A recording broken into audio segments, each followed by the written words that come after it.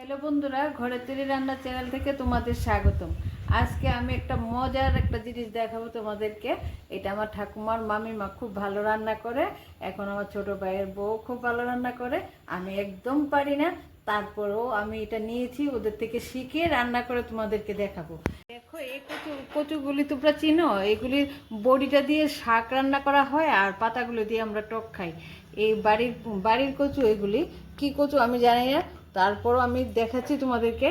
এই পাতাগুলি ধুয়ে আমি এখন কড়াইয়ের মধ্যে অল্প একটু জল দিয়ে বসিয়ে দেব, তারপর টকটা রান্না করব। তোমরা দেখতে থাকো। দেখো, আমি কড়াইয়ের মধ্যে এবার কচু পাতাগুলি দিচ্ছি।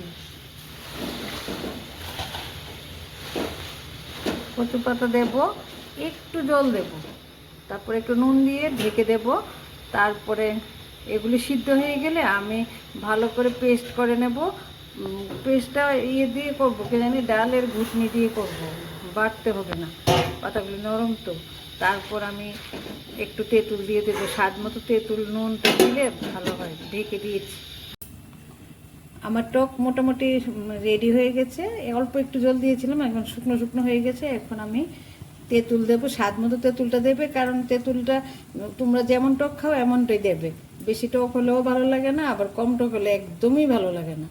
তারপরে নুন, তেঁতুল সব দিয়ে দিলাম। এখন রসুন, আদা ছেঁচা করে রসুনটাও দিয়ে দেবো। এটার মধ্যে কোনো তেল টেল লাগে না, হলুদও লাগে না, তারপরে আমি একটু কালারের জন্য দিলাম।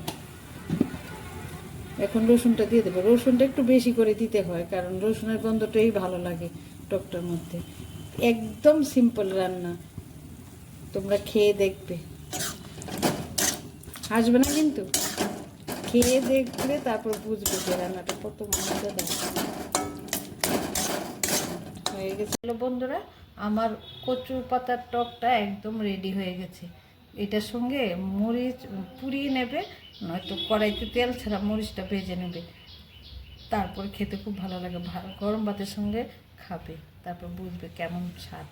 আচ্ছা যাক, আমার এই কচু পাতার টকটা তোমরা লাইক করবে, শেয়ার করবে, কমেন্ট করবে, সাবস্ক্রাইব করবে। না করলে কিন্তু আমি রাগ করবো। এবার কাটটি দেবো না।